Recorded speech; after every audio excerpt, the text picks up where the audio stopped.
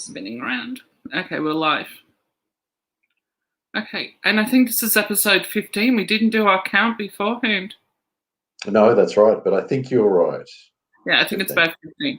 So it's an open casket tonight. We've got a couple of things that we want to touch base on. But you actually spoke about this last week or the week before about men's fertility. Sperm counts being low. Reducing sperm count. So there's really a couple of issues. One is that testosterone levels are declining in men. This is something that has been seen for a long time, and as I mentioned previously, there was a lot of disbelief about it, partly because most of the evidence was coming from both testosterone and sperm count was coming from fertility clinics, and people thought that these were people who already had fertility problems. But we now know conclusively both sperm counts and testosterone are declining in men in the West. There's a possibility that it's environmental. In fact, I dare say it's likely to at least be part of the problem. There's something called pseudoestrogens in the environment at the moment that are released by plastics, and this could be having actually it's very likely having a detrimental effect on both men and women. But the effect on men would be presumably that testosterone is dropping, and there are also problems with sperm count. So there's some suggestion it may also in women be partly responsible for the earlier puberty in girls in particular that's been occurring over the last couple of generations. So serious problems. Very little is being done about it or being talked about it. But what's interesting is, and the reason that it came up again, is that actually in the last few days there have been a number of news articles. So this has been something I've been watching for quite a long time. Really, I haven't spoken about it enough.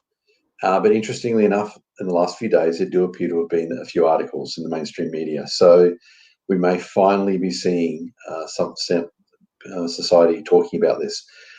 And a related issue, of course, is the reduced fertility rate. So fertility rates are going down around the world. I'm currently preparing an article for A Voice for Men. Again, this is something I've been looking at for decades. But the developed world had low fertility for a long time, while the developing world had a much higher fertility rate. But in the last 20 years, the much of the developed world outside of Africa has started to join us in the low fertility rate. Now, feminists claim this is because of education of women. I would suggest that there are probably a variety of factors going on. If it's education, then I would say it's probably education of everyone, because it is true that people who are more affluent and more educated do tend to have less children. However, the rates are dropping across the board, except as I said for Africa, certain parts of Africa, and it's probably starting to drop a little bit fast. And this may actually be a problem. And basically, our entire economic system is dependent on and assumes growth. And within our lifetime, within my lifetime, and I'm closing in on 50, that could turn around, and we may see the world's population drop, and that's going to have a huge economic effect in a variety of different ways. It's really probably well outside the sort of scope of the stuff that we'll talk about, but this is a big problem again. And so here we have several problems: dropping birth rate, dropping sperm count, dropping testosterone levels in men. Are these things related? In what way are they related? We're looking at a really serious crisis for the species. This is something we need to be looking at and talking about. I find it funny that the feminists are saying it's because women are becoming educated. We've always known how children are made. So what are they educating us against? People who are more affluent do have less kids, and there's a few reasons for that. One is that in poorer societies, on people who lived on farms, they would actually have kids because they needed the labour. We don't need the labour anymore. People now have kids for different reasons in many ways. But at the same time, that can only be part of the equation. And if it is affluence and education, I'd suggest, like I said, it's everybody's education, not just education of women. Because every time they mention that, virtually, it's like a knee-jerk reaction. Anytime this comes up, they say, oh, well, that's a result of education of women. But they never actually justify it. Okay, so this actually leads us very well into one of our favourite feminists, Clementine Ford. Now, I'm going to have to read this off my phone, so bear with me. So this was posted up on DVAA's page, and it was from a follower of DVAA, and they posted this in regards to Clementine Ford. So it says, I wonder if Clementine Ford would care to explain to the boys why the judge gave custody of their biological mother, even after it was proven without a doubt that she'd severely neglected, abused, starved, threatened to drive them off a cliff, falsely accused the father of unspeakable things, falsely accused me of attacking her, locked them as small children outside, shot up heroin in front of them, and this is just the tip of the iceberg. I have all the paperwork and documents to show everything still. Why does a woman with extensive criminal history get custody over their father with no criminal history, only for her to further neglect them? Now, the person who posted this is female, and it's in a relationship with the father in question. Mm-hmm. Clementine's response. But why would I offer a comprehensive response to absolute nonsense? The girl's response said, Clementine Ford, absurd. My only personal experience is over 6 years of having 3 children abused by their mother because the judge was biased. POS is what you call it. Absurd. Wow. Clementine Ford said, personally, I think those kids are lucky they aren't being forced to spend time with an ignorant twit like you. Again, I think you're lying. If your husband was denied access to his kids, there was a good reason and they're better off. The girl replied, for a feminist, you're really great at promoting bullying towards any female who doesn't agree with your false narrative. I think you might want to drop the label. You're not a feminist. You're a nasty piece of work. Anyone who won't listen to a story about children who have been abused of the bias system really doesn't deserve time of day. I'm sorry that child abuse is okay with you as long as it's at the hands of the mother. As we always say, feminists are all about women's choices as long as they're the right choices. Yeah, but it's like she's right. Here's all the evidence. The children would be better off with the father. And Clementine Ford's response was, you're lying. And obviously the kids are going to be better off with the mother who's abused them, done heroin in front of them, all this sort of stuff. No child is better off than that. Exactly. And what's really unfortunate, I think, is that the closure of the family courts in Australia mean that there's no oversight. Nobody can review the decisions. We're not allowed to know what went on in that case. Perhaps other people who are attending the court in the day may be there, but no recordings aren't allowed, and publication of that information isn't allowed. And that is a huge part of the problem, I think, the fact that there's really no oversight with Australian family courts.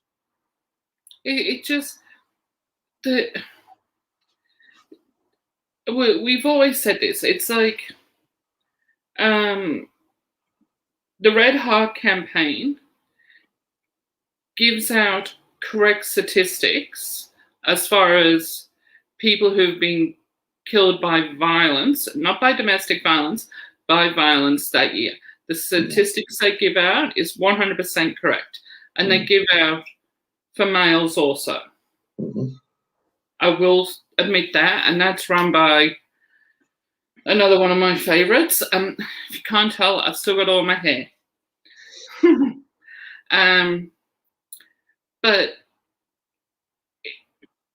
it's on the female side. DVAA also gives out correct statistics of people that have been murdered due to domestic violence only. Mm-hmm. But they are more on the male side.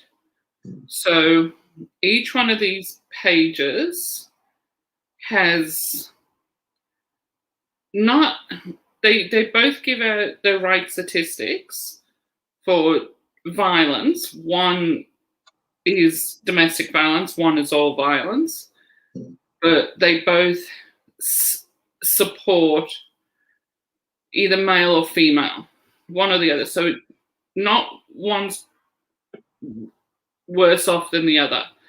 But DVA is the one that constantly gets bashed. Yes. And moreover, I suggest that DVAA is, it does spend a lot of its time talking about male victims of domestic and intimate partner violence, but that, I think, is a matter of necessity. And we both know the people behind that organisation. And I think that really is just a very pragmatic view on their part, that they would, if it was the other way and it was women's, violence against women that was being ignored, then I think they'd be out there too, talking about that. Yeah, they're not doing it.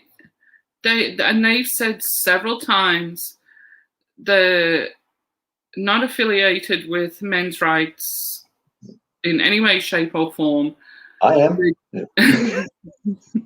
Me too. They are just bringing to the forefront what gets ignored. Yes, exactly. That's right. Which, by the way, I would also say is the motivation of the majority of MRAs, in actual fact. And I've often thought if I lived at a different time, I may well have been fighting for the rights of women, for example. Yeah, of course. And a lot of I suppose higher ups is the wrong word, but a lot of the men in MRAs that are more on the forefront and are more famous have fought for women's rights in the past. That's true. Warren Farrell was on the board of the National Organisation for Women. Yeah. It was interesting that he was actually booted out of the organisation when he started to raise, or off the board at least, when he started to raise concerns about misandry that was being exhibited by the organisation. And unfortunately, so it sounds like there for a while there were more moderates involved, and then the extremists got involved. But yes, that's right, and that's actually quite true of a lot of other people as well. Yeah, I said to a friend of mine the other day, and she's more on the women's rights side, I'm obviously more on the men's issue side, that I said, if an MRA says you're a cafe feminist, that's actually a compliment. So you're saying they're not extremists. That's true, and I've seen MRA say that and not meaning any offence at all, and feminists get quite offended by it. Yeah, trust me, if anyone from this side calls you a cafe feminist and you consider yourself a feminist, take it as a compliment. They are not insulting you. They actually have respect for you. It's as close to as a compliment as we're going to get, anyway. Yeah. This is a sign of respect to say, we actually understand what you're fighting for, and we support what you're fighting for, as long as you're not, as a cafe feminist, we understand that. As an extremist, like Clementine Ford and Sherilyn Moody, I don't know how I was getting her name mixed up. My view of cafe feminists are they're certainly not extremists by any means. No. The vast majority of cafe feminists I've met, I would suggest, are not very well read on feminism, and whenever I encounter cafe feminists, I just encourage them to read up on feminism. And this friend of mine and I talked about it, and we are very much similar. We are fighting for the same things. She agrees 100% with everything I'm fighting for. Mm-hmm. And as we both, all of us can agree, there's extremists on either side. Yeah. I always like to say the question is, what do you do with them? What does a movement, every movement has extremists, what does that movement do with them? And I would suggest that we tend to push them to the side. And unfortunately, with feminism, many of them are in very prominent roles. Exactly. Now, we've got, we're just gone over 15 minutes. So I quickly want to say this one before we go. So I've spoken very highly about the play Marooned. I have personally seen it 3 times. I've seen it with 2 different casts. I saw it again a few weeks ago. And we've had the playwright Michael on the show. Yeah.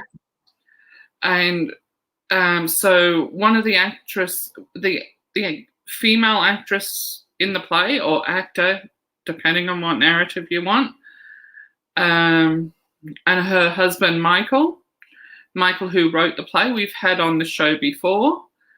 Him and I had a conversation after it. The 3rd time I saw Marooned, actually no, I'll talk about Marooned first. So if nobody knows what it's about, it is basically 3 men and 1 woman in this waiting room. They've all attempted suicide and not succeeded. And they're trying to figure out how they get back, because they all regret it.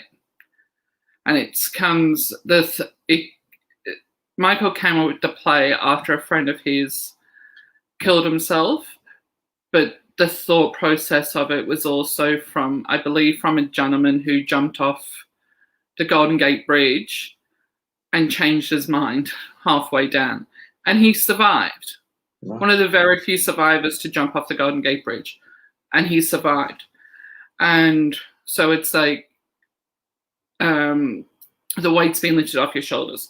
Now, what we can say is that 75% of all successful suicides are male.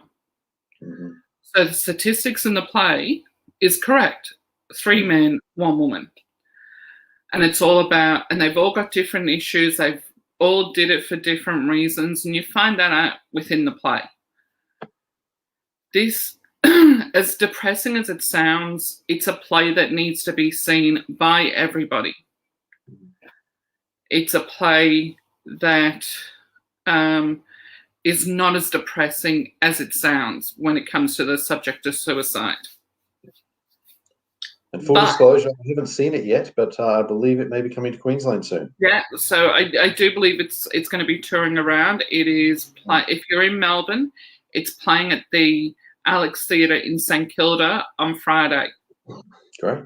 So, yeah, if you're in Melbourne, go and see it. But even Marooned has been attacked by the feminists. When somebody posted to Marooned, white men are not the bleep, and I'm going to assume that's the F word. White men are not the stories that need to be told. Your presence is not welcome in Australian theatre. Like I said, they use the language of inclusion, but they're really all about exclusion. Yeah. You listen to them a lot of the time, they talk about how being inclusive and so forth, but it's really about exclusion. It's got nothing to do with the skin color of these gentlemen. In the play, and I can give this away, they don't have names. They've just got a number. So you don't know their names. As long as it's 3 men and a woman, and they're all a different type of characters, but characters you recognize as the young guy in it has got huge anxiety, and you can see that all the way through it. There's obviously like an office gentleman that has worked in an office all of his life, and then you got the Aussie bloke, larrikin type of guy, and then you got this very hoity-toity, for lack of a better term, female who is very independent in her life. So it's got all the characters. It needs to be 3 men and a woman for the statistics. But the skin color of each of these characters is irrelevant. The gender is relevant for the statistics. The skin color, the nationality is irrelevant because these are characters we all recognize in a teenager, in an office worker, and in the Aussie truck driver, in your blue collar worker. So this was posted to Marooned, I think it was yesterday or the day before. And it's like, what part doesn't have to be told? What part of this, what part of stopping suicide needs to be stopped? Like, are you kidding me? It's sad, isn't it? Yeah, when I first saw it, there was actually a woman there whose son committed suicide. She's got a foundation, and oh my God, I forget her name. I'm so stupid. I'll post it up. But she's got this foundation going in her son's name, and she was there to talk to people who might have been triggered about it when they came out. Whenever you see Marooned, everybody meets out after it. People hang around after the play. They're done or just bugger off and go home. Apparently these theatres have never seen this, and it was like, no, we don't need the bar open. And it was like, oh God, yeah. After seeing it the first time, it's like, yeah, we need the bar open. Right. This type of thing. To actually say we don't need this, it's got nothing to do. That's awful. With the gender, it's got nothing to do with the color of these people's skin. It's a subject that needs to be talked about, and you need to take the stigma off it. But that's at the very basis of what SJWs believe, and to a large extent what feminism now believes, and so forth. It's all about identity politics, which is about putting people in little boxes based on their gender and based on the color of their skin and those sorts of things. It's just ridiculous. It's a very simplistic way of looking at the world. And it leads to prejudice. It really does. So this is going to lead us into the end of the show, because we've gone way over time, but I did want to bring that up. So I've seen 2 of Michael's plays. I've seen The Magnolia Tree, and I've seen a cast reading of a new play he's got coming out. Now, on the 3 plays I've seen, I'll include the new one the one that's just been written as a play that I've seen. He does like to touch on the things that we shouldn't talk about. And he does like to remove the stigma. So The Magnolia Tree was about... actually, I'll let him talk about it. But on the cast reading of his new play, Real, I won't talk about the subject matter, but it's got 4 actors in it, 2 men, 2 women. And one of the actors who's in it is John Orchik. I think that's how we pronounced his name. I believe so, yes. If anybody used to watch Cop Shop, he played Mike, the detective. In Australia, he's one of those faces that we know. So it's either going to be next week or the following week. We're going to have Michael back on the show to talk about Real, but we're also going to have John Orchik on the show. And as someone who did watch Cop Shop, I'm really looking forward to talking to him. I mean, I'm out anyway, but I really am for that perspective as well. And so I don't want to talk about Real. I want to leave that up to Michael. I have seen the cast reading. This is going to be one of those ones that blow your mind once you see it. I can, without being able to talk about the storyline, it is something that we need to talk about. That's all I'm going to say. Michael can discuss the rest. I am looking forward to talking to John because I fell in love with his character I really did. I wanted to give him a big hug after it. He was just, even in the cast reading, he was brilliant. And we were talking earlier, is even though they were still acting the part, they weren't performing, because they were just up on a little stage and they had a little stand for the scripts, and they were just reading their, sitting down if they weren't in that particular scene, and then standing up and reading the lines. But he still had a bit of performance in his part, that, as little as it was, somebody like me who loves to be the fly on the wall and soak everything in, noticed it. It was playing on me until it came out what that tiny little thing was there for. So he's just, you fall in love with him and understand him and the way he is, and he performed the whole part, even though it was just the cast reading. Yeah, fabulous. Looking forward to talking to Michael again and John. Yeah, so that's either going to be on next week or the following week. We're hoping for next week. Yeah. Well, thank you, everyone. I think that's us. Yeah, we've got 10 minutes over, but I wanted to get that John or Chick thing out. Yeah, wonderful. Thanks, Nat. Okay, thanks. Click like, subscribe, do the YouTube algorithm. Have fun, and we'll see you next week. See you next week. Bye. Okay, bye.